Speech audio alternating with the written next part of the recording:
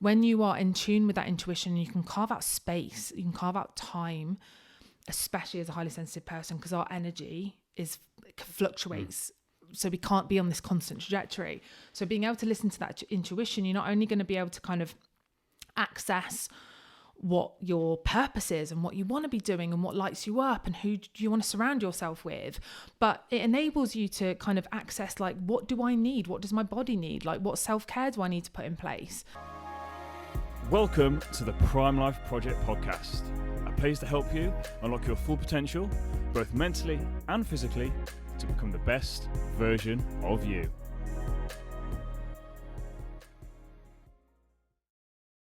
Welcome back to an episode of the Prime Life Project podcast, a place to help you both mentally and physically become the best version of yourself. I'm your host, Daniel James, and today I've got another guest in at the studio. I'm very excited. We've had one half of the duo, so we had Nick on a few weeks ago, and again, I think you'll agree that was an incredible podcast. And now I've got the other half, which is Jess. Jess, how are we? Oh, so happy to be here. And I hope I live up to this. The second part of the duo. No pressure, Jess.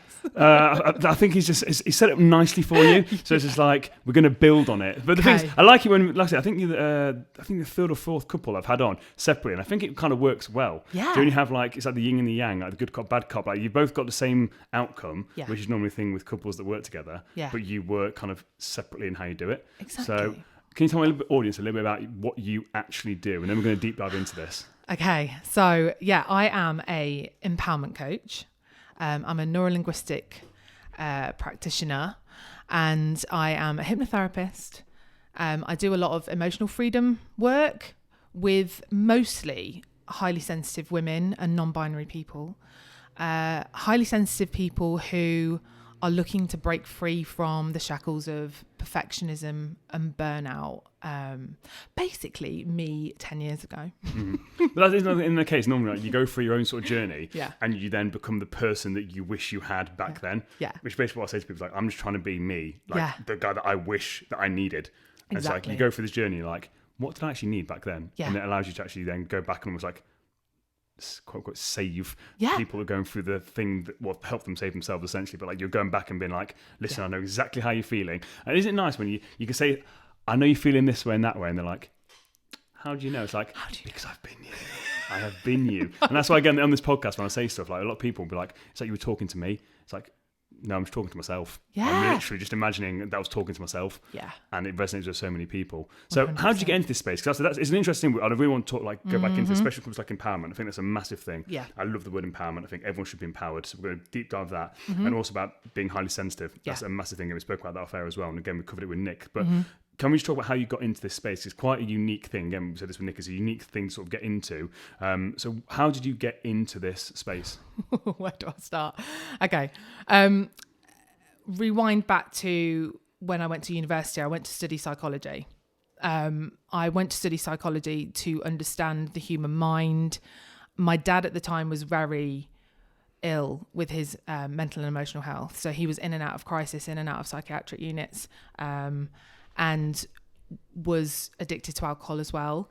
And part of me processing the pain, I guess at the time, was like, okay, I'm not going to think about my experience, but I want to understand how it is for everyone else and what it's like for my dad. So I went over to study psychology at the University of Warwick. And that kind of was the first time where I was like, I feel like this is my path. Like maybe I could go into counselling or therapy. But with everything going on at home, I had to go straight back home and kind of care for my mum and my dad after university and kind of parked it. But there's always been, and I think this will link into the highly sensitive thing in a minute, but I think there's always been like a calling. There's always been like a nudge of you're here to help other people. At that time, I had quite a toxic superhero complex. I was like the rescuer in the drama triangle. You know, I would like try and jump in and fix and save. And I was because I had to deal with crisis all the time. So that was like my natural default position.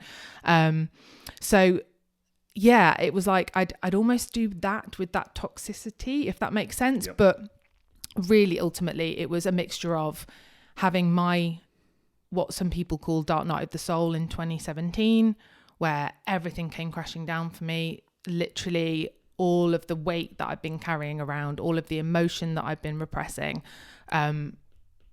all of that kind of denial of my own struggle hit me in 2017. I was living and working out in New York at the time, and I had to come back to the UK and literally just start from nothing. I literally was on my mum's couch with a big case. And I decided then that something needs to change, or I am literally not going to be here anymore. Like, it got that dark for me. And I moved up to Nottingham. I found a job that wasn't necessarily what I wanted to do. It was in recruitment sales. It's what I'd always done. But it felt safe. The team felt safe. So I was doing that. And then I was really kind of deep diving behind the scenes into codependency. That was a term I'd never heard before. And that came up for me. That's quite big, isn't it? I only through doing this podcast and had someone on to talk about that, I'd never really understood codependency. Yeah. And it's a massive thing that a lot of people deal with. And I had no idea. So you're saying there, Ben, when you study psychology and stuff, you've never heard of it. I'd never heard of it either. And I don't think many people had. No. And that was such a powerful episode, because I actually then did an Instagram thing. I spoke to the guest I had on. I said, would you mind doing like a special live for my audience? And she was like, yeah, no problem. Yeah. The amount of people that I got on that, because they were like, I'd never even heard of this thing. And it's massive. Huge. And I think a lot of people resonate with the terms like fixer, like rescuer, because there's almost something like quite complimentary about it. Codependency punched me in the face because it used the word manipulative. It was the first time I had to sit with that word and understand that. I think it affects a lot of people that have been young caretakers. So whether you've had parents with mental and emotional struggles or physical disabilities or addiction, codependency is a byproduct a lot of the time from that. But what it means is, like, you learn in childhood, very early childhood, that like you have to suppress your authenticity. You have to suppress yourself, your emotions, because sometimes you're treading on eggshells. You have to push yourself down to make sure that the people that are struggling feel okay. But then what that does is it manifests in your relationships. So whether it's friendships, romantic relationships, like you end up subconsciously seeking people that need fixing, that you can enable. And you end up enabling their behavior. Isn't that a kick? When you realize that you have basically enabled this to happen to yourself, and you're just there like, oh my God. I have done this to myself. I literally the same. If you look at my past history, I basically trying to people that were quote unquote more broken than me. Like, I can fix you. And then you can't. And then you wonder why it all goes wrong. And it's just like, oh, this is my fault. Because you like to blame other people. Oh, well, they were this, they were that. And then it was like, well, actually, you went after that person. You sort them out. And then you enabled their behavior. And then to actually have that hit you, that then adds on to the stuff that you're struggling with anyway. So you're struggling anyway, you get that thrown on top of it, and it's like a double whammy of, oh dear. 100%. And I think I realised, and I know I'm not alone with this, that like I was attaching my self-worth to helping others. So whether it was my parents, whether it was my boyfriend at the time, like it was like I am getting fed my self-worth from feeling like I can look after you. And when you realise like this whole manipulative part of it, and the whole like, this is so disempowering for them. So I think there was a genuinely good place coming from my heart that was like, I really want to help you. I can see your darkness. And I think that's a real highly sensitive thing as well. Like, I've been there. I know what that feels like. But, you know, wanting to fix it where they're not empowering themselves, they're not building that toolbox of things to thrive, like you're doing it all, it's actually so unhelpful. And I've been able to reflect back on those relationships with a lens of compassion for both our parts. Like, gosh, I'm sorry you felt like you needed to do that, Jess, but also like I feel like so bad for that person that really wasn't helpful for them. So I think that's been a massive part of my journey, as a human being, but B, as someone that wants to be a coach, because if I am bringing any codependency into my business, that is so dangerous. If I am attaching my self-worth to my coach E's results, it's so dangerous. So I wanted to go through that. And I started off with just simple podcasts and like reading loads of books. And I've already clocked loads of books behind you that I've read. But yeah, just soaking it all up. And then it really was lockdown.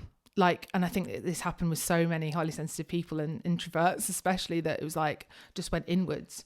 And I just thought, okay, life feels really short. Like with everything that's going on in the world, I can't, there's something bigger for me, more soul nourishing for me.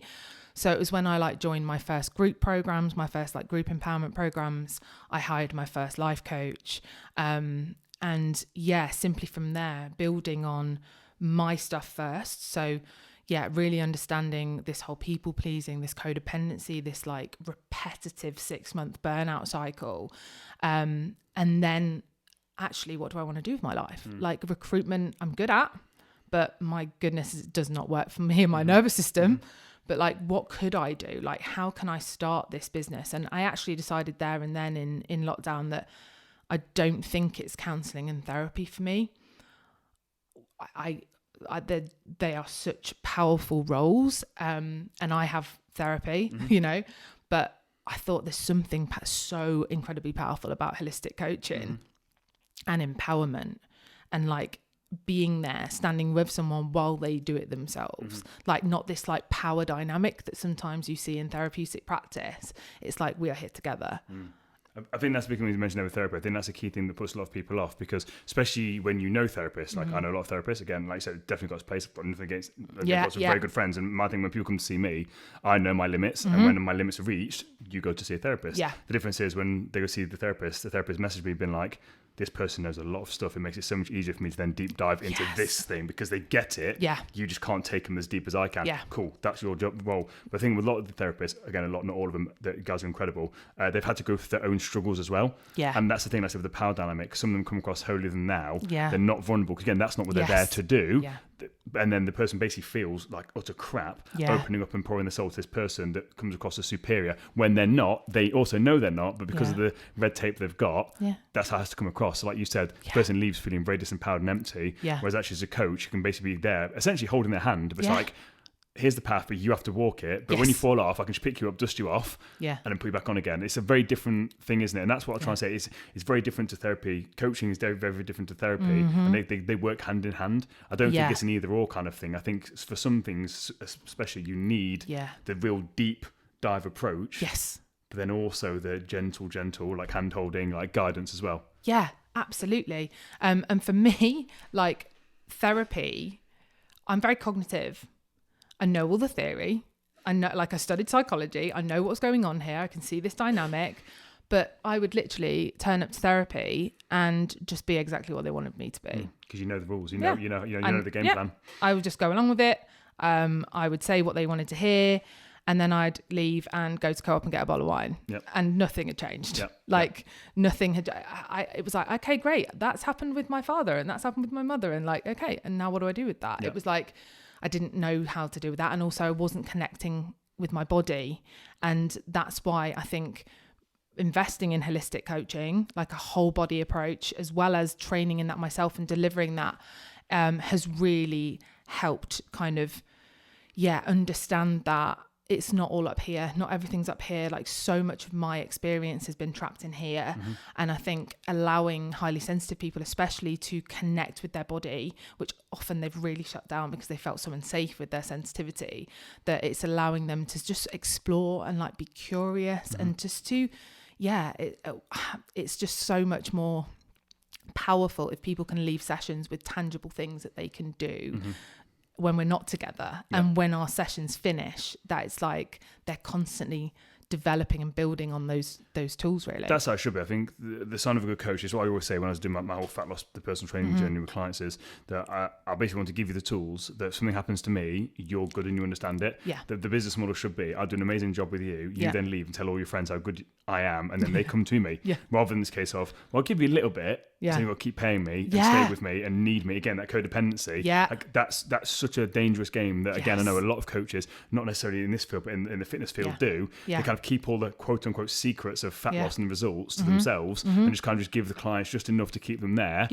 But it then traps the client in that power dynamic of, well, I need this person. Well, no, you don't need this person at all. You've got a really crappy coach that's basically just holding all the secrets and doesn't want to. They're so self-conscious and insecure of themselves as a coach and a person that they worry about getting more business. When actually, if you do a really good job, get really good results, you will always have a business in any field, not just fitness or what we're talking about here, coaching. In any industry, do a good job, you will get more customers. It's that simple. Exactly. But it's that scarcity mindset. Now, you've covered a lot already with this. I've had to take some notes. Like Mikey loves it when I take notes. And Mikey's like, when Dan takes notes, it's because he's got some good stuff here. So there's a lot to go down here.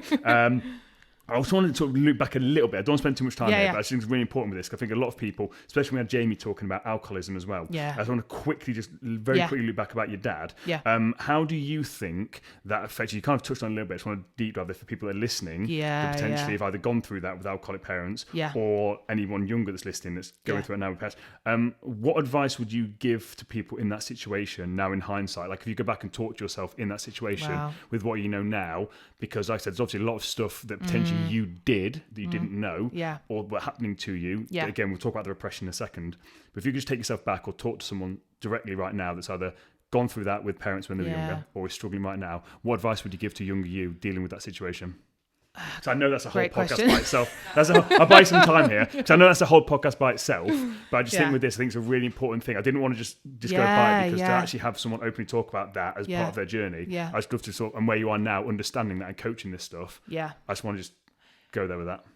I think there's so much there. I think I'll go to the experience that I had and then probably what would be my best advice. But I think when you grow up with alcohol in the home, with parents that are emotionally unavailable, that struggle. I mean, I'm going to be speaking at this from my experience from a highly sensitive lens, because when you are highly sensitive as a child, like you pick up on vibes, you pick up on the energy, you pick up on people's emotions around you. So, you know, for me, it was like my dad was either like really happy, like people would say he was like life and soul of the party, like he was a massive party animal. He would, like in the 60s, he was all over like the music scene, drugs, like he was like addicted from a young age, massive party animal, but he was sunshine. Like he would just, people would just be so attracted to him. He was very spiritual,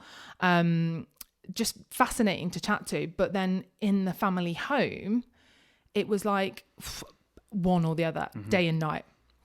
Would either be really happy or he'd be so like angry. It would like, he would blow up.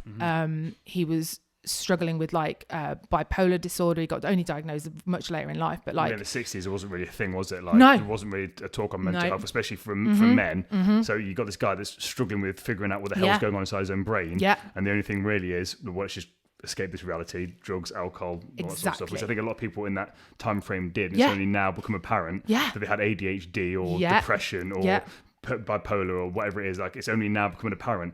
Actually, my uncle Dave wasn't okay. Actually, he was really struggling with depression. But you didn't know that at the time. Exactly. So he was like struggling with all of that.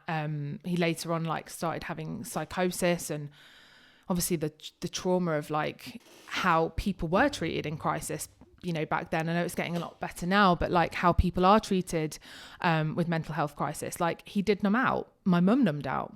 There was a lot of alcohol in the home. I just remember constant dinner parties. So it was almost masked as like this, like, oh, it's really fun and social. It's okay, other people here. Yeah, we're not drinking everyone's alone. Doing it. God, we're with everyone. Yeah. So like, it was this eggshell living. It was like, I can sense the problem. My parents had separate bedrooms, but no one talked to me about that. You know, they lived in the same house, but they lived separately. And you're like there as a highly sensitive child, like something's not quite right. Like, is everyone okay? Mum's crying, dad's losing it. But everyone goes, it's okay, darling, everything's fine. And you start... It was like gaslighting, isn't it? Exactly. And you start going, oh God, like maybe there's something wrong with me. And you start distrusting that intuition. You lose that ability to ask for your needs. You don't feel safe to communicate what you need. So, you know, and... I have it now in adult life where I go to speak from my heart and speak emotionally, and I can see people like shut down, like literally like, I'm like, okay, that's not the person. But like, that's what I probably faced when I was a child. So really like that, I just lost myself with a capital S, like completely lost myself. Like my dad with alcohol would be verbally abusive. He would emotionally blackmail me. And this happened like right up until my kind of, until I became conscious and set boundaries. And I had to have periods of no contact, you know, with him. And it impacted on every single part of my life, like every part of my life. And what I've been able to do now, which is something I hope if someone's listening to this and had similar experiences, is I can now honor the duality of the situation. I can now go, I have deep compassion, because obviously I have so much awareness. I work in peer support, mental health as well. So like I have so much awareness of what people go through, what that experience is like for them, what it's like to be in crisis in systems that fail you. I know that. So I have this like deep compassion for my dad and his upbringing, because it was awful, terrible. And yeah, I can feel that pain because I naturally do, whilst also feeling so angry, bitter, hurt, in deep pain. So I've been able to access that emotion that I trapped down and just pretended I didn't have. I've been able to like find spaces where I can release all of those emotions, whether it's like sadness, whether it is I want to scream, or whether I want to laugh, because maybe I've held in that joy because I didn't get a childhood. So it's finding spaces where you actually get to release what you're trapping, because I do believe it causes dis-ease, it causes illness, and we need to start allowing that emotion and that stuff to come out, as well as dealing with what we made it mean. So people like Gabor Mate, for example, like he's helped me so much, and people like Josh Connolly have helped me so much understand what I made those experiences mean. Then when you've got a parent telling you you are something and being verbally abusive, that doesn't leave you, that stays with you. And I can see that he was under the influence then, but it's actually, how can I tap into that subconscious mind and start releasing the shame? That is the key thing, the subconscious mind. You mentioned, by the way, I am absolutely loving this. We're only 20 minutes in here and I'm just like, God, like there's so much information here. Like I'm having a great time already. I'm like, this is awesome. So I think that's the key thing when it comes to subconscious, about, again, what we're told as a childhood, because we don't have that conscious ability to accept or reject ideas. So basically, if you're told that you're naughty or you're stupid or you're sensitive or you're silly, whatever it is, that then makes up your identity, and then the whole lens of you, how you see the world and how you interpret everything is based on this thing, which you had no conscious idea of, that you could accept or reject it. And then it's that hard thing now, you've got to go back in and be like, well, where the hell did this come from? But then, as you said there, the consciousness of it is you can then gain awareness of, that's where it's come from. My dad said that to me and he was pissed. Would I choose to listen to a pissed man who was not okay? No. Okay, right. So I can kind of now know this. That doesn't make it go away, but then it loses its power, because before you were just like, well, I'm this way because, and it's like, no, you're not this way because. There's a reason where this is coming from, and once you can actually access that, you then take your power back to be like, right, am I going to accept or reject this? And that's really powerful. That's one thing. I've got something. I'm not sure if I've mentioned this before. Do you think everyone's sensitive? Now, what I mean by this, do you think, because you mentioned about growing up, I think, this is only my experience, I don't have kids, but being around a 3-year-old recently, do you think that kids are born very, very sensitive, and through the environment of adults not understanding sensitivity, it's kind of forced out of them because they are super sensitive, they are curious, they are very emotionally aware of things, because adults aren't? A lot of kids lose that ability to be sensitive. Or do you think there's a separate thing of kids being sensitive and then being super sensitive? Like, do you think there's a spectrum here? Like, what's your views on that? Interesting question, actually. I think generally there's a spectrum. So I think children will be born on a spectrum. So I believe there are highly sensitive people, moderately sensitive people, and then people that are less sensitive. And there'll be lots of different factors that will impact that. One thing that I have been reflecting on is the nature, because it's like, okay, I know I'm highly sensitive, which is a trait, which is something I'm born with that I can't get rid of. But how much did my childhood trauma impact on me as a person? Because I think trauma can make you hypervigilant. So there's this like highly sensitive where it's like, I read the room, I can walk into a room, I can literally walk in and I can tell who's depressed within seconds.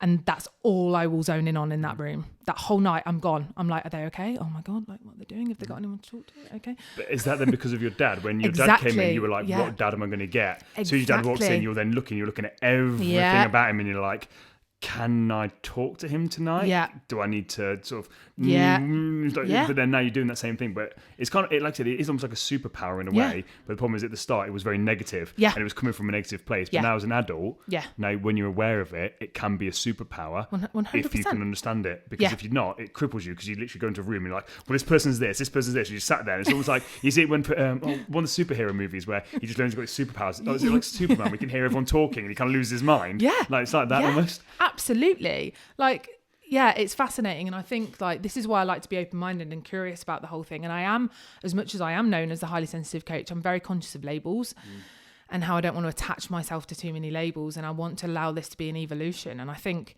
you know, highly sensitive trait was coined by Elena Ron in the early 90s. It's still in its infancy in that respect. So there will be a lot more research happening. We're still becoming more trauma informed as a society. I cannot wait to see what starts potentially coming out of the woodwork about trauma and high sensitivity. I think you mentioned lockdown.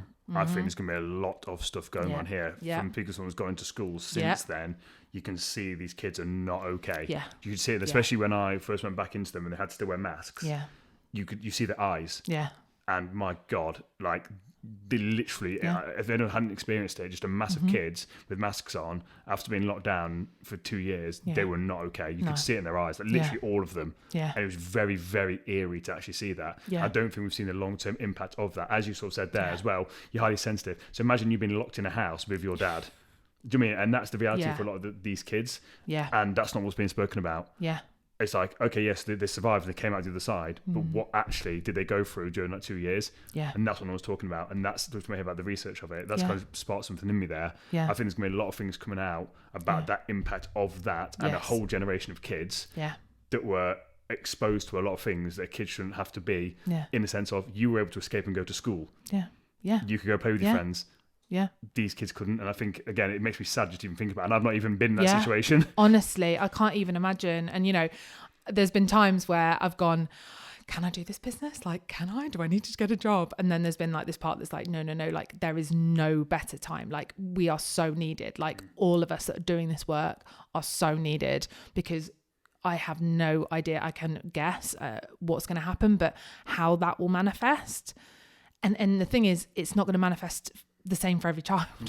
So having intuitive people around these children to support them, to actually be able to offer holistic toolboxes to help these children, it's so needed. Tablet. Yeah, literally. Oh, you're depressed, you're anxious. You know, it's like there's so much more going on there.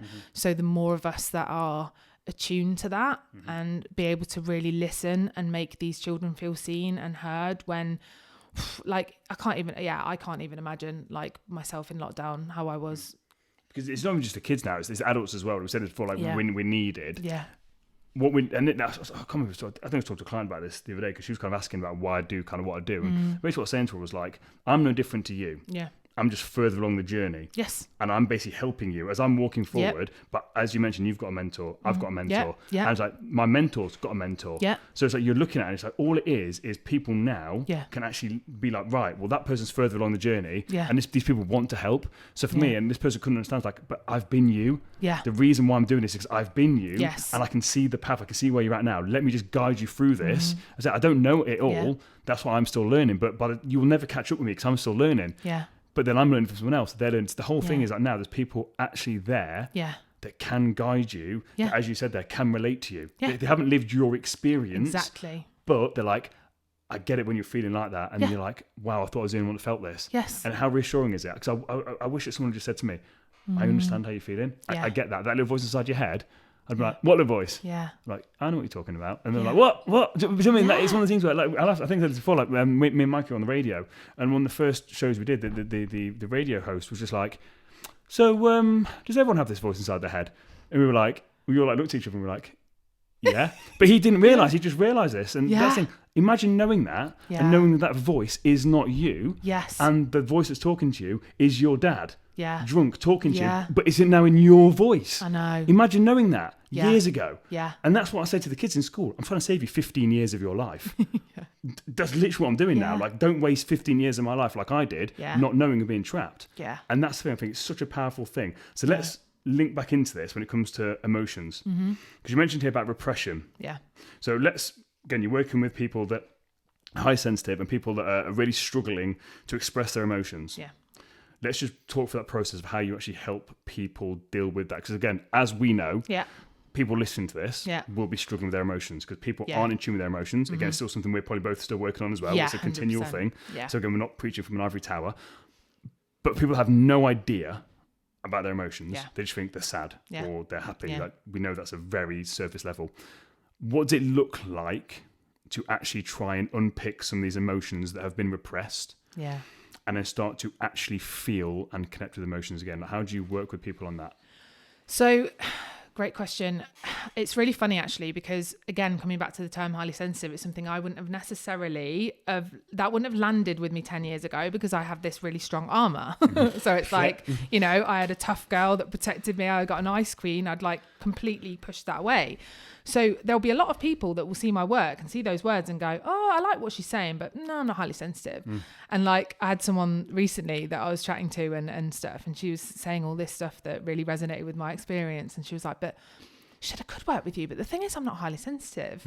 And I was like, oh, okay, why? And she was like, oh, because I don't show my emotions. And I was like, okay, let's chat. But like, there literally is, like, I think when they hear me tell my experience and they listen to my podcast or they hear me talk about certain stories and they see how I speak, I think a lot of people think highly sensitive people are like timid wallflowers or crying, literally highly sensitive, literally like they literally crying and then they're happy and it's like the goal is different. What's that? Is it Split? That movie Split, where they've got 10 personalities. Like, no, that's not what this is. But again, and so I spoke with Nick about. I didn't really understand what highly sensitive. I didn't really understand what it was. Like, I kind of used the word, broke the word down. Highly sensitive. Okay, so it's someone that is highly sensitive. Cool. But if you've never heard that word before, all sorts of things are going to pop up into your head, especially when it's in terms of the mental health realm, as you said. Yeah. It kind of paints you potentially to be like a nut job that just breaks down crying when someone says anything that you don't agree with. And that's not the case at all. Yeah, exactly. So it's like, once they start seeing that side of me and seeing like, oh, actually, highly sensitive people are introverts as well. You can be male, female, like you can be introverted, extroverted, you know, and I think that's why, like, when I started talking about my perfectionism and my burnout cycles, that's where a lot of people started to gravitate towards me. So they tend to start to want to come to work on that because they feel like they're feeling really stuck. They can't get the momentum. They've lost their passion because they're constantly burnt out. They have no self-care. That's when I can really start working on that emotional literacy, because if I start telling people, oh, work with me and I'll help you with their emotions, they'll go, no, thank you. Like, because that's scary, you know? Literally do what I do. It's that saying, like, give them what they want and they give them a massive undertone of what they need. So people come to me for fat loss. Like, I will get you that fat loss. Yeah. But here's this thing about this, and they're like, wow, so this is why I self-sabotage. This is the little belief that's like, and it's especially when I work with clients that are like morbidly obese. Yeah. And when you can actually get them to realise why they have a problem with food. Yeah. And it goes back to something that happened in childhood that doesn't need mentioning on the thing. People can gather, something happened, and then they've used food as a defence mechanism. Yeah. It's their safe space. Yeah. So any time they lose any sort of weight, they are completely vulnerable. Yeah. And they can't figure out why they're self-sabotaging. When you say, actually, you've created this safety space for you, you've created this identity, food has kept you safe, you as an adult now don't need that. You can almost break up with that old version of you and like just say thank you. Yeah. Because you hate yourself because you're fat. No.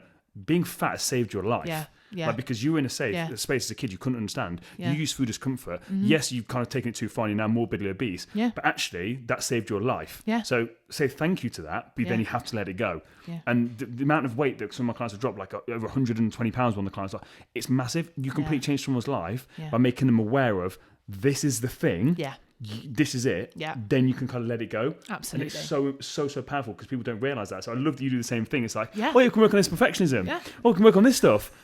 Here we go. And it's like, wow, what's this? It's like, but everyone's like, I really needed this. Yeah. This is the missing piece. Yeah. Because people have tried perfectionism before. People that are perfectionists know they're perfectionists. People that burn out know they're burnt out, but they keep going through the same cycle over and over and over again. Yeah. But then when you're like, this is what I was missing. Yes. Yeah. This 100%. Is it. We explore curiously what when could this have like started showing up? Like, what's the narratives, what the stories that you're telling yourself? Like, what's behind this perfectionism? So that's where the subconscious work comes in, to really drill down into like, what is terrifying you about making mistakes, failing, you know, getting told off, all these things that like feed directly into childhood, you know, burnout, really exploring like what is behind you not honoring this time for yourself. There is some self-worth stuff here. Like, but honestly, letting people, I'm not going to tell them what's happening. I want to be with them as they start being more curious. It's like, oh, actually, yeah, you know, I wasn't allowed to show emotion when I was a child. And like when they're telling me things, you know, at the start of a coaching call, they say, oh, this has happened. Okay, how'd that make you feel? Not many people in their life will be like, how do you feel? You know, people will go, how are you? And you go, I'm fine. I feel, but they'll be like, I felt sad.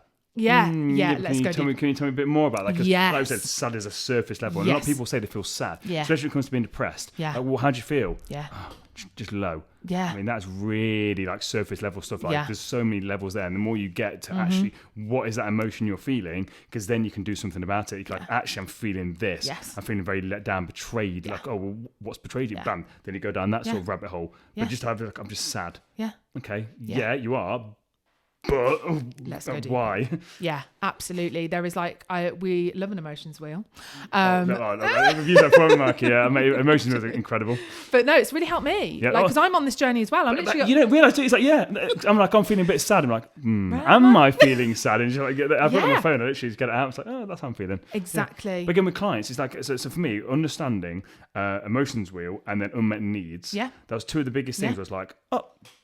Right, well, this is like an eye-opening thing for me, like, because I didn't have a clue about it. I think the first person that mentioned it was about a guy called Norion speaking about bullies, and he mentioned about unmet needs. I was like, oh, what's this? And then I went on a course, and then it mentioned the emotions wheel and unmet needs. I thought, these unmet needs then. But then once you realise it then allows, again, empowerment. Yeah. Because once you, I like what you do, it's where, kind of like myself, it's like, so I've got a little toy of Yoda down here. It's like, I say to people like, I love Star Wars, like in the story, like the client, they are Luke Skywalker. I'm Yoda. Like, I'm not the superhero in their story. Like, you need to figure this out. I'm just Yoda. I'm just the guide for you. Like, I'm trying to just ask the right questions. But when they come up with their own answers, it's like, that kind of thing made me feel this certain way. And it's like, wow, let's go and explore that. Yeah, exactly. So it's like, it's allowing them to build space in their own life, to carve out routines, rituals, whatever you want to call it, that can allow that expression to come out. A lot of people that are codependents, perfectionists, people pleasers, they don't know how to get their needs met. They don't even know how to ask for their needs being met. They don't know how to communicate. But what they do is they harbour a shitload of resentment. Say it with chest. Come on, own it. Go on. Resentment and anger.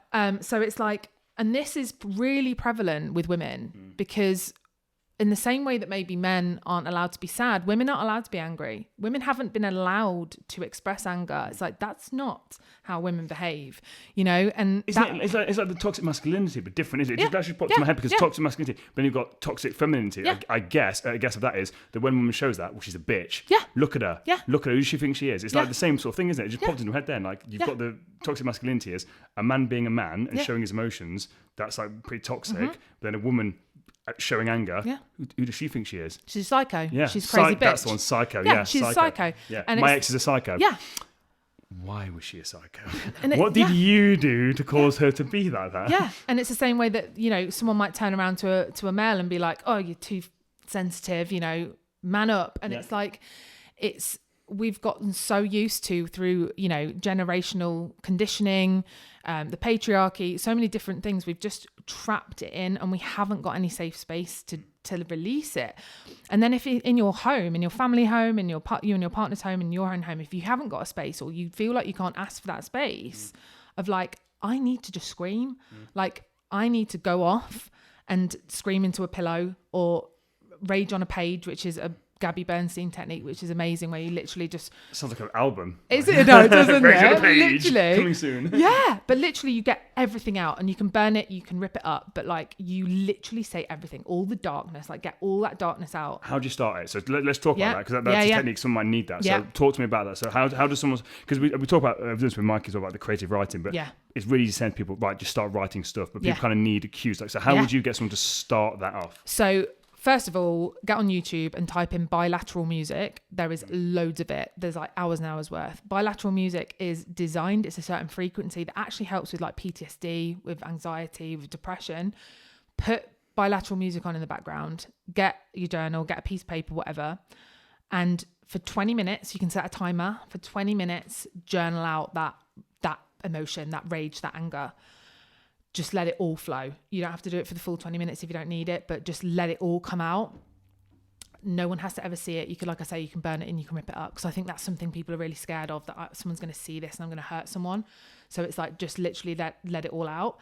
Then for a following 20 minutes, once you've finished journaling, is you just literally sit and just, not like, it doesn't have to be like proper meditation, but just sit with yourself with the music on. And just start being curious about what emotions are coming up for you. Like notice them flowing around your body, because emotion is energy in motion. It is meant to flow and release. Mm-hmm. So what this allows us to do is to actually just let that emotion flow out. So you might end up crying, like just let it flow, let that emotion come out. It might be enough to just get it out on paper, but it is a really well-known technique, and it's actually one that's been really useful for like trauma recovery and things like that. So that is a technique I personally use to get that out. And like I've learned to be able to ask Nick for that space, because, you know, for Nick, for example, my anger could be really triggering from his childhood. So we've had to have these really open conversations of like, how do we hold ourselves? How do we nurture that inner scared child that is triggered by our partner, someone else's response in our lives? And how do we find the courage to be able to say, I'm really triggered, I can feel this emotion coming up to the surface, so it's safer for me to go and release it. So it could also be breath work. So me and Nick do a lot of emotional freedom breath work, and that's amazing, because a lot of highly sensitive people end up joining, like, for example, Josh Connolly's breathwork sessions and things like that, any emotional freedom sessions. A lot of children of alcoholics, anyone that caretakes in childhood, really find those beneficial, because they have trapped so much of all of it inside. So if you're a very cognitive person, so if you, if you can think your way out of everything, you know what's going on, but you don't feel it, this is a great way to get out of your head and into your body. And actually the breath work for me meant that I couldn't control it.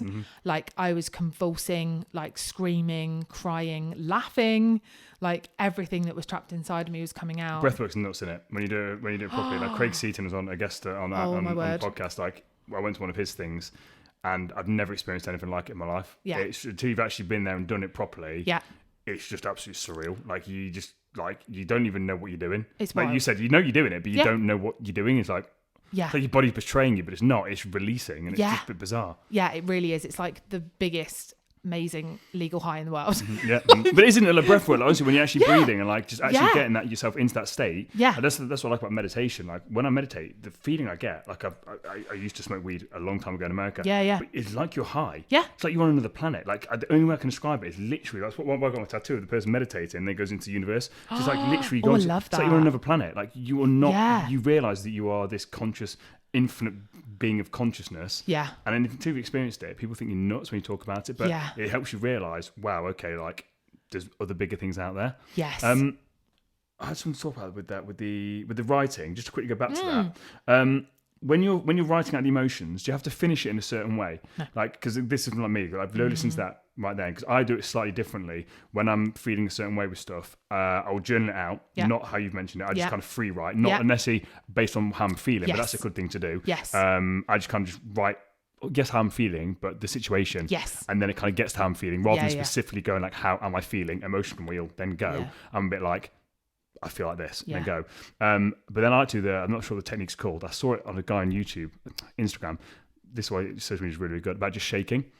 So I literally just shake, like, do you know, if I'm feeling a certain way and I feel trapped up, just really, I don't think, I just let my body move, and it does some crazy stuff. So especially when I start to feel anxious, to just release that anxious energy. Oh my God, it saved me so many times this year alone. When I'm feeling a certain way, just to actually just go and be in a room and just be like, move. And my body does some crazy thing. I'm not flexible, but my body does some crazy stuff. But afterwards, it's just completely released.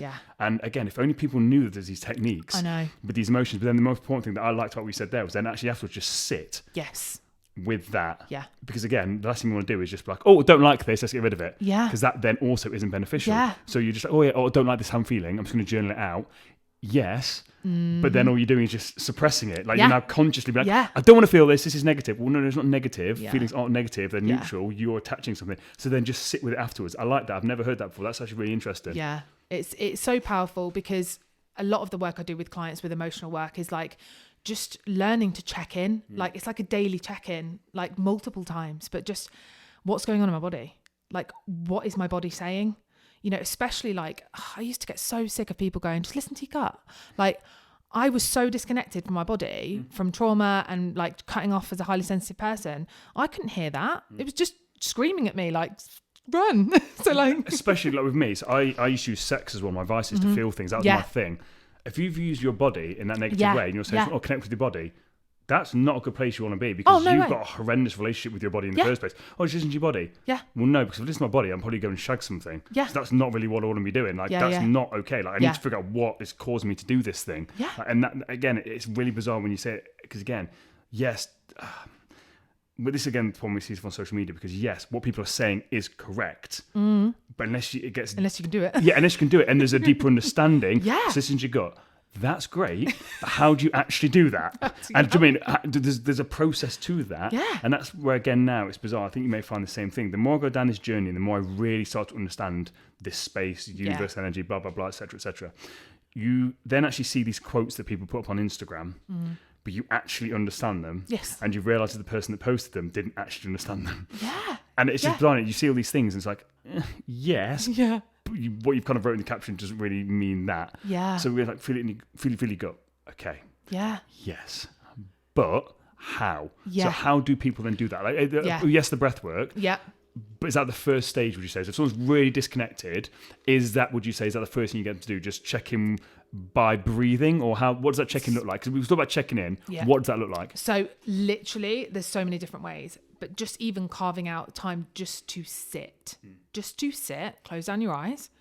Just what is going on in my body? What's going on in my head? Like, not being perfect, but just like, I'm just being really interested. And like, I try and get people, so when they're telling me certain stories, they're telling me what happened that week, I say, right, can we just take a moment? Where are you feeling this in your body? So let's say someone at work said something and it felt really hurtful, and like I got so angry and and I'm like, okay, let's check in. Where's that in your body? Oh, it's in my stomach. Okay, let's work with that. Let's work with that space.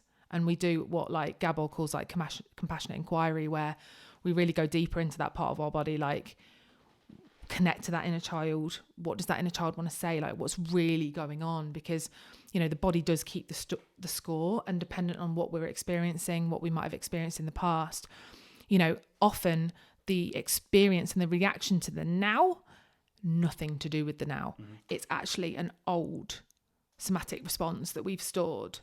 So let's say someone ghosts me or rejects me in life or business, like I will have this like visceral response that actually has nothing to do with that person or that. We use the word rejection. Like we said before, that's your story that you're telling yourself about rejection. And this is one thing I'm really conscious of, because sometimes I'm really bad at replying to people on social media. So, for example, I just realised before we started, this is interesting, before we started, I realised that I don't actually follow you back on social media. So I realised, but I was really then cautious about it, because obviously when we first started, I was like, oh yeah, I clearly forgot to do it.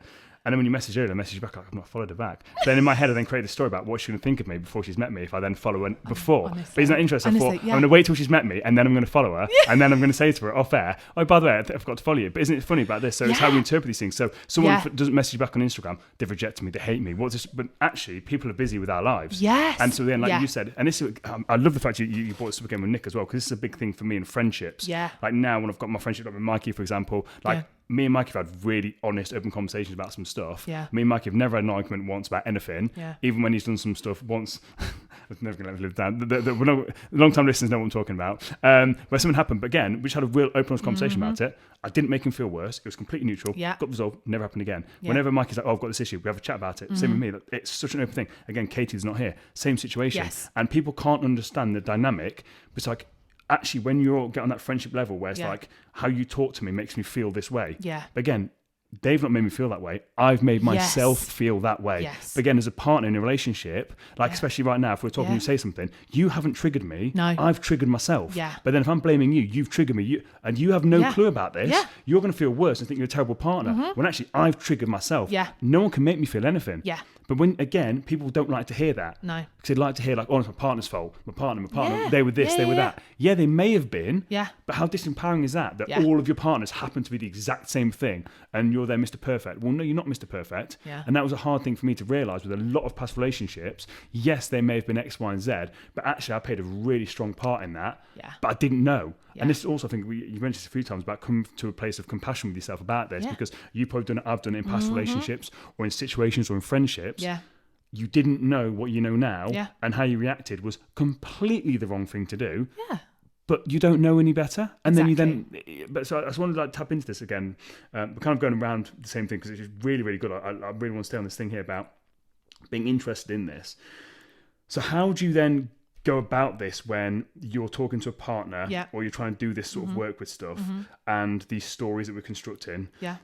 What does that then, how do you then break that down? Because it's hard to figure that out, isn't the story? So you've kind of alluded to it. I want to sort of carry on going, digging into this because if you don't know, you don't know.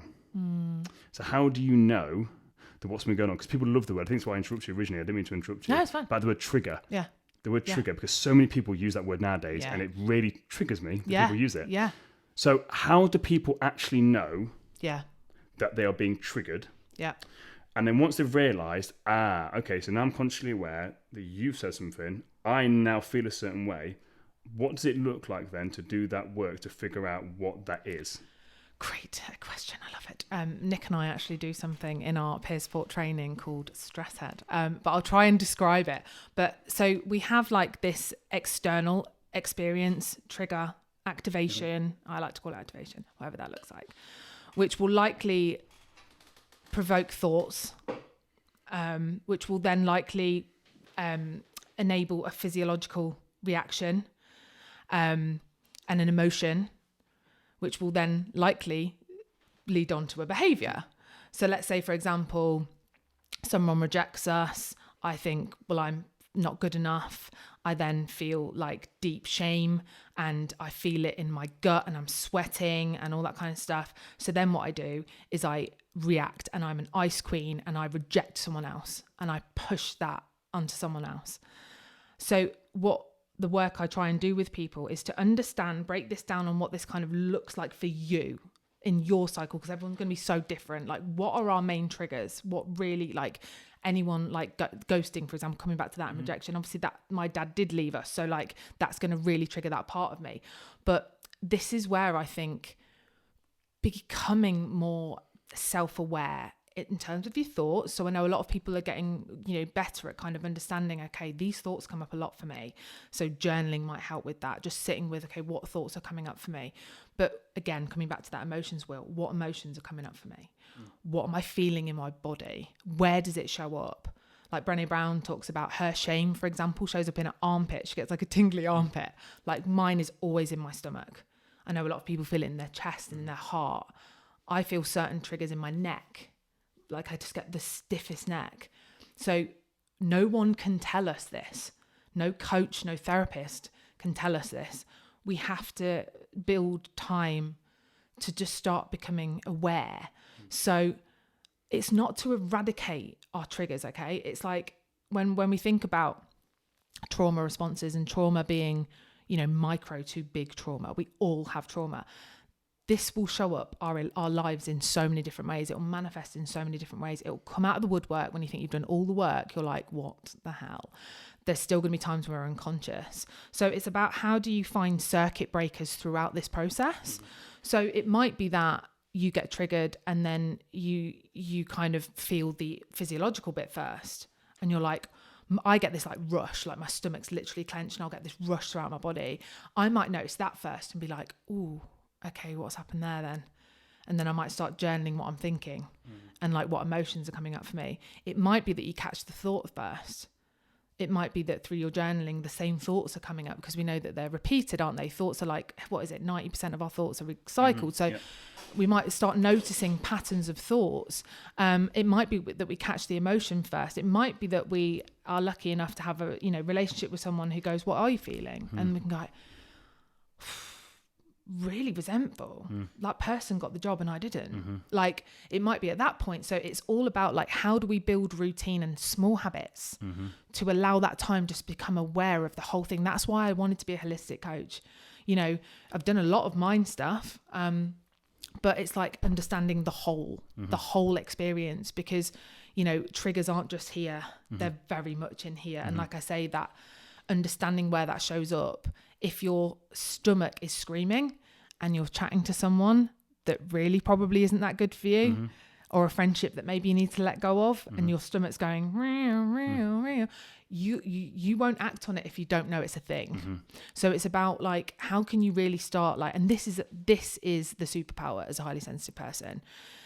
This is our genuine, like, just absolute gold, that our intuition is so strong when we can access it. That's why we go into roles like this as coaches, as healers, as therapists, as light workers, because like Carl Jung calls it, wounded healers.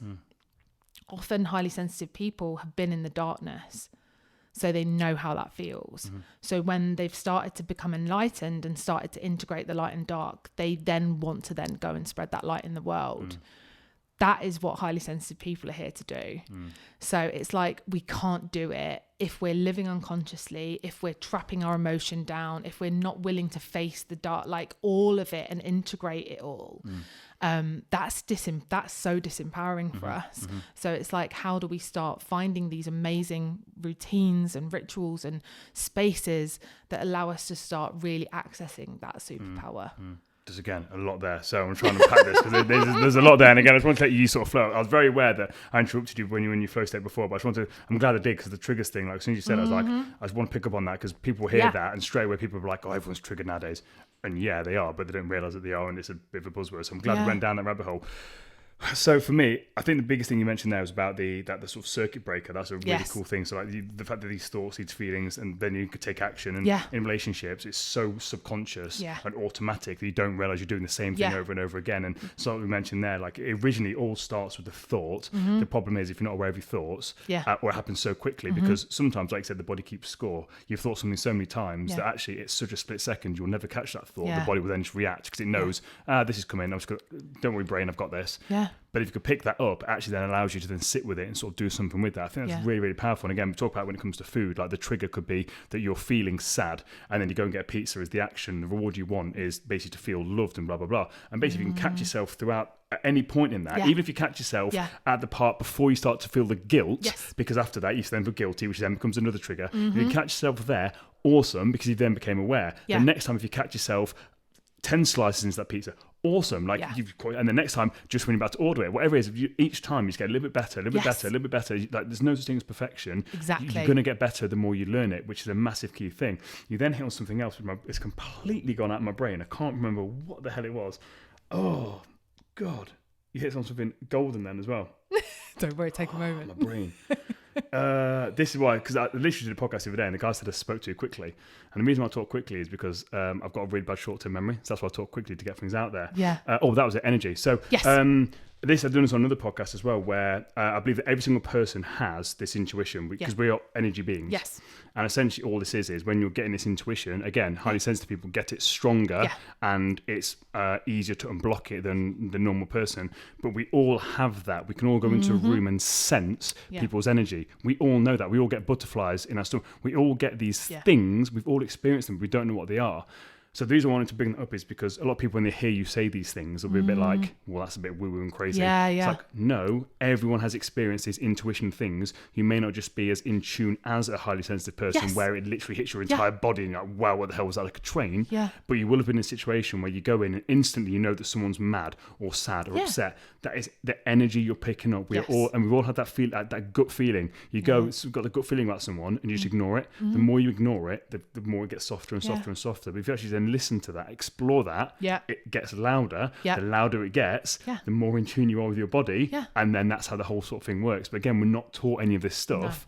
And that's why, again, I wanted to sort of just pick up on it. I'm glad I remembered it because people hear that sort of stuff. And although we've covered it on previous episodes, I think it's important to recap that. To understand it's not woo-woo crazy stuff. No, it's not. Like, it is what it is. Like, you can either accept it or not. But again, you can believe in gravity or not. Step off a building, you'll know it's true. So with this, you can either accept it or reject it. But I promise you that it's there and it's working whether you know it is or not. So you can either get it on your side to help you align with where you want to go, or you can reject it, and if you reject it, you're going to keep getting the same results you've had this entire time. So it's your choice. Like I said before, once you hear it, you then can't be ignorant to it.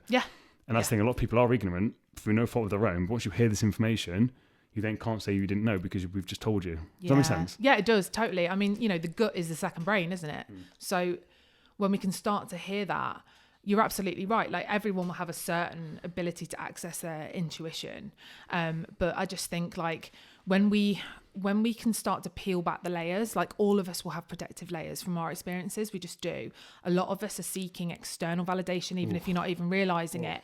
So you're living for constant validation, whether it's from parents, partner, your social CEO, social media, and actually, when you are in tune with that intuition, you can carve out space, you can carve out time, especially as a highly sensitive person, because our energy fluctuates.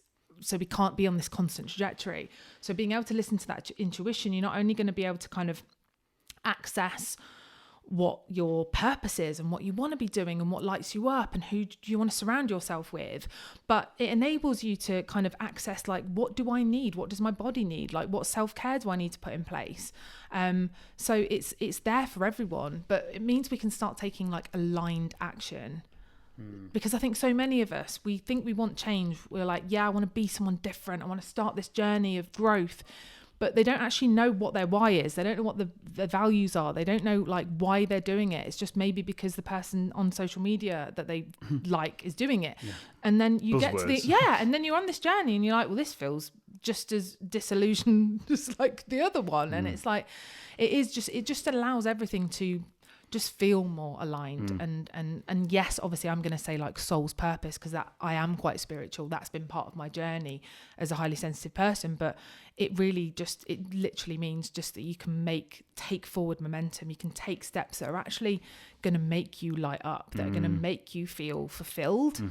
And on the right track, I think I'm so glad you mentioned this again. I just love how the universe works with this stuff, because you made a point really early on when you were explaining your story and how you got into this about being authentic or finding yourself or something along those lines. And I wrote it and never went back to it. But you spoke about purpose there and validation. And I think one of the biggest things that people struggle with, I've got a saying that people aren't broken, they don't need fixing. They need to find themselves, forgive themselves, and love themselves. Find themselves is one of the biggest things, because most people aren't living congruently with who they actually are. They are acting, they're pretending to be other people, which then means they struggle to find their purpose. But of course you're not going to know your purpose because you don't know who you are. So you're basically acting and pretending to be this other person and wondering why you can't find your purpose. Well, because you're pretending to find this purpose of this other person that you truly aren't, which then means, again, you need validation, because the real you's like, I don't feel fulfilled. So then you've got this little this avatar you're basically portraying to the world, and you're trying to use that to get validation, like me with sex. Trying to get some avatar, this thing person. But of course I wasn't being validated, because me as a person was still trapped. I was wearing this mask. And it's only from there you can then become aligned. And then actually be different. Because people want to be different. No, you don't want to be different. You want to get rid of the bullshit you've created and actually be you. So you don't want to be different. What you actually want is to be you. That is what people aren't told. The problem is you've created this construct to fit in. You've lost yourself a long time ago, and you're trying to be different. No. You're not. You're not misaligned. You know exactly what you're meant to be. The problem is you've got all these masks and these different things you're trying to wear. Take them all off, figure out who you actually are, who you want to be, what you've stopped doing that you loved doing as a child, and then go from there. I've started colouring in kids' books. Do you know how much I love colouring kids' books? I love it. Love it. Honestly, genuinely, like, I'm not even joking. Let me get it. I am not even ashamed. This Iron Man Marvel book. I love and I've started colouring in Iron Man. Yeah. Do you know how therapeutic it's been for me? Yeah. And it's like, I never did that as a kid. Yes. I love it. Like, just for me, after I finished yesterday, so I did an Instagram live, I did a whole day of coaching, then afterwards an Instagram live, and then a live workshop. Yeah. And afterwards, I normally play on the PlayStation. I just sat and do that for a bit. I was like, this is awesome. I love it. Again, I've got no shame. No. I don't care. I literally don't get this place of alignment of like, I do not care what anyone in this room thinks of me. Yeah, exactly. I do it and I don't care. Yes. I'm not bothered. And that's the thing. And people think, it's like, no, everyone can do this. Yeah. You just have to figure out, again, dark night of the soul. Doesn't just have to get that dark. It doesn't have to do that. Yeah. But you just got to figure that out, the bullshit. And do the work of like, where's this come from? Yes. And like I said about that wall, that armour. Yeah. Yes, that served a purpose. Yeah. But that armour is protecting you from expressing yourself. Yeah. 100%. It is. I always say this, like doing the work, like if anyone looking to work with me, I'm not going to help you become someone completely new. It's all about that journey back to self with a capital S. And like, I think you're right. Like this inner child work is so beautiful because you know what we trap so much beautiful joy, expression, creativity down in our shadow. And when we can start accessing that really is when we start to go, actually, maybe this is a path I could go down. Maybe this would be something I'd like to do. That might be something completely different to what you've always done. So yeah, I think like it really kind of chimes with what my work is like. So I tend to have people come to me where they're at the very start. And they've never done any of the inner work. And they're literally like, I found out I'm highly sensitive and what the hell do I do now? Help me. But again, isn't it true you get labelled with this stuff where you figure it out and you're like, oh. It's like, now what? And isn't that the problem with a lot of stuff? They get labelled and it's like, off you go then. It's like, what? Exactly. read this one page of A4, you'll be fine. I know. And so the thing is, some people come to me and they literally think I've got like a magic pill for like I'm going to get rid of their sensitivity. I'm highly sensitive. Like, how do I get rid of it? It's like, so yes, it's probably 10% of the work. And then it's like all of the inner stuff, all of the inner child work, all of the emotional freedom and the emotional literacy. Like that is the big, big part of the work. And then there'll be people that come to me that are like, started doing the deep inner work, they're becoming enlightened, they're finding their voice, they're finding that power inside of them. It's like a flame that's now been lit, and it's like, I know that I want to be a coach, or I know that I want to be a healer, or you know, I want to be a light worker, but I just don't know the next steps. So then it's like, okay, how do we get this momentum going now that you know what you want? How do we start taking forward action? So yeah, people will come to me at various different points of it, but yeah, it is at the start. It's a bit like, oh my God, I'm highly sensitive. Like, am I broken? Like, what do I do? Like, is something wrong so many with people me? think they're broken, don't they? When it comes to depression, anxiety, it's like, you're not broken, you don't need fixing. Yeah. Figure this stuff out, because no one told you how to do. I just want the final point here before we wrap up, because again, we've been going for over an hour. I know this fucking absolutely flies by. Honestly, I love podcasts like this. Because I had this in the fitness space where basically you get a lot of people where they lose fat loss, get the fat loss they want, and then they want to become a coach. Yeah. Me and Mikey spoke about this before, where you get a lot of people that kind of just develop this stuff. It's like, oh wow, like this stuff, and then I want to be a coach. And for me, it then creates this, I just want to know your thoughts on this, is basically you create this environment of the blind leading the blind, where it's like people that just kind of figure this out, they want to then start to become a coach and pass this information on, and you sort of mentioned it before, you get this like superhero complex, you want to save everyone. I mean, Mikey said it, we've all had this to a certain degree. Like I basically realised it very early on, like that I was doing, because I'd had it in my fitness journey, so I was very aware of, I'm doing that thing again where I'm trying to just be like, tell everyone, like you used to tell everyone about, oh, you can't eat this, you can't eat that. It's like, I got like shot down massively. So when I went through the self-help journey and I figured myself out, I kind of went through the same thing of wanting to help everyone and kind of force it down their throats, and I realised very quickly I was doing that. Do you find that that's a bit of a trait that you're seeing nowadays as well, that everyone's trying to jump on this bandwagon without really understanding it? Interesting. I've been very lucky that I've got like a little group program that I do called Sensitive Soul Society, and actually quite a few of those amazing women have come out of that and started going on their journey. I think, I don't know if it is a highly sensitive thing, but they've done it at like a speed that feels really aligned, that it's like, I'm not going to jump myself into it, but I feel like this is my calling. So that's felt really wonderful to watch. But absolutely, I think that I can put my hands up and say that when I was doing the work, I 100% tried to force it down Nick's work, like Nick. And I was like, oh my goodness, you should read this book. Like, you should do this. And Nick's like, but it worked in the end, didn't it? You didn't, you know. But like, yeah, I think there is almost like this natural desire to like tell the world. It's like, I found this secret. I can help you. I can help you. This amazing thing, and I want to tell the world. So I think it genuinely comes from like a beautiful place. Absolutely, yeah. But I think even without any advice to these people, like the work will find them. Mm-hmm. Doing this work, becoming a coach, starting your own business, starting any business, doing your own venture that is your baby, your shadow is going to come to the surface. Mm-hmm. You will have to face yourself. If you haven't done that work already, this work will be the most triggering thing in the world. Mm-hmm. I just hope that if someone is, you know, a recovering codependent, recovering rescuer, that they get the opportunity to have that light shone on them a little bit. Mm-hmm. To actually heal that side, because it's going to benefit both parties in that coachee relationship. Like to be able to really understand that my self-worth is so detached from my job. I have to do it every time. If I launch a new service, if I get a new client on board, I have to really, really work on the results of this is nothing to do with my core self. If it fails, I will have lessons. If they don't get the results they want, I did my best. It's really on to them. Yeah, that's what it is. You like their results of it. It's like you can, in a coach ratio like that, it's 50-50 and it has to be. So you look at your 50 and you're like, right, could I have done anything better? And you take responsibility for the things, because there'll always be a lesson in that. But it's not a case of, they failed, I'm a failure. Yes. So no, because it's not a failure. It's only a failure if you let it be a failure. If you failed, where's the lesson? Because as soon as you then learn from it, it's then not a failure, it's a lesson. Awesome. So rather than seeing the failures, where's the lessons in there? That's what I was trying to do. I try and get my clients to reframe that, because everyone loves a failure. No, it's not a failure. It's only a failure if you let it be a failure. It can't be a failure if you've actually learned something from it, because then by definition it changes. It's then a lesson. Awesome. Go and find those lessons. Then, as you said, if it's a 50-50 relationship, at most you can only take responsibility for 50% of that. The rest of it's on that client. And again, some people aren't ready to change, especially in the work that we're doing. Even when it comes to the fat loss stuff that I used to do, or still technically do as well, like it's there's only so much that you can do with that. And I think a big thing with that is as well, like for me, I never wanted to do this. It kind of just naturally happened. I think you kind of find that as well. Like if people are like, I want to be a coach, I want to do this, it's like, I think it kind of naturally becomes a thing, because you start to help a few people naturally. You're not forcing it. People gravitate towards you because you're like, you're different. Like, how did you do that? And then from there, you then help that one person, and then another person. And before you know it, you're like, oh, I'm actually quite good at this coaching stuff. And then it kind of naturally progresses. I find that that's when I said this with on a podcast. I think your purpose finds you. Yeah, it does. There's no way you can. People are so busy now. Like, God, from a purpose. If you go with that attitude, you're closing yourself off from that purpose. You're looking at it the wrong way. You're cause and effect. You're trying to get the effect of finding your purpose. No, the cause is you. Figure the cause out here. Sort yourself out here, and then you'll find the result which you want. The effect, which is you will find your purpose. And people kind of can't figure that out. To wrap this up, final question I ask everyone.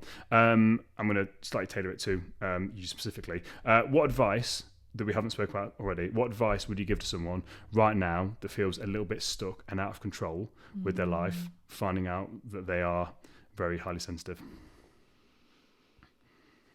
Oh, what advice if they just found out they're highly sensitive? Firstly, you're amazing. Secondly, I would say surround yourself with other highly sensitive people, like find your people. One of the things that we feel before we can access this power is just completely like we've got something weird, like we're a little bit different, we're not seen, we're not heard. So if you can start finding communities, connecting with other highly sensitive people, you know, just expanding your awareness of it, I think naturally then you'll find your support networks. You'll find the right people for you that can kind of access this next level you. But firstly, just find your people. Like, just feeling less alone in that. But you honestly, you have a absolute gift. It's just the environment didn't serve you at times. So, you know, it's about get the environment now, sort the right kind of communities for you, and just see what feels good. See what feels good and feel safe. And they're the people to surround yourself with. I absolutely love that. Where can people find out more information about you? So I'm mostly on Instagram at The Highly Sensitive Coach. Also that handle on Facebook. My website's www.jessfrost.co.uk. I've got a podcast called The Empowering Path Podcast. So yeah, come and connect. Awesome. Let me know if this resonates. Get Mikey to ping all the links across the bottom of the screen if you're watching this on Spotify or YouTube. And obviously all the links, as always, will be in the show notes at the bottom. Jess, thank you very much. It's been an absolute pleasure. Thank you.